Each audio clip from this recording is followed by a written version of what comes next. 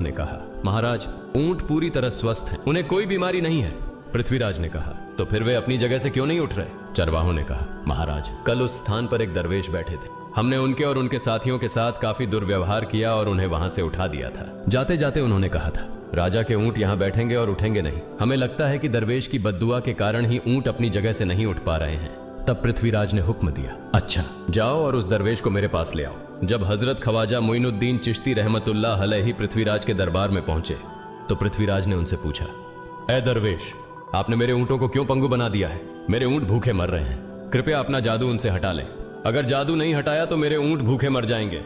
पृथ्वीराज की बात सुनकर हजरत ख्वाजा मोइनुद्दीन चिश्ती रहमतुल्लाह अलैहि मुस्कुराते हुए बोले, हे अल्लाह के बंदे, हम मुसलमान हैं और मुसलमान कभी जादू नहीं करते। तुम्हारे ऊंटों को मैंने नहीं बल्कि इस संसार के पालनहार महान अल्लाह रब्बुल आलमीन ने बैठाया है।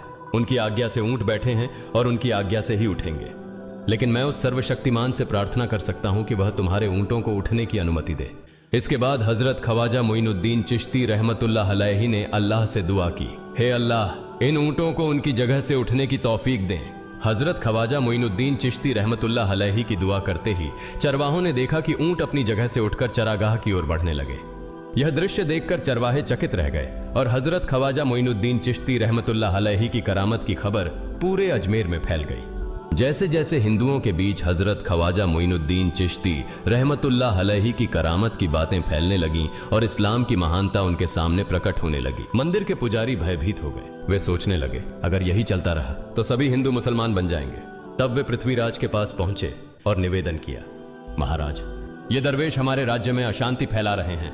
यदि आपने अभी इनका कोई उचित समाधान नहीं निकाला तो ये दरवेश सभी हिंदुओं को मुसलमान बना देंगे और तब हमारे देवताओं की पूजा करने वाला कोई नहीं बचेगा। आप इन्हें यहां से भगा दें, नहीं तो ये हमें यहां से बाहर निकाल देंगे। महाराज, हम आपको एक और भयावह बात बताना चाहते हैं। ये दरवेश कहते हैं कि जिन मूर्तियों की हम पूजा करते हैं वे पूजनीय नहीं है। उनका कहना है कि ये केवल निर्जीव पत्थर है जिनमें कोई शक्ति नहीं है। ये साधारण लोगों को इस तरह की बातें बताकर भ्रमित करना चाहते हैं। सबसे आपत्तिजनक बात यह है कि ये दरवेश हर दिन 5 बार हमारे पवित्र तालाब में हाथ लगाकर उसे अपवित्र कर रहे हैं।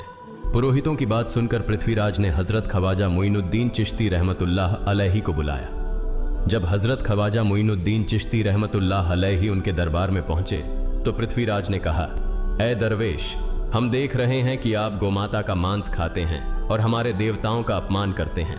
हमारे धर्म के बारे में तरह तरह की उल्टी सीधी बातें कर रहे हैं। हम यह सहन नहीं कर सकते।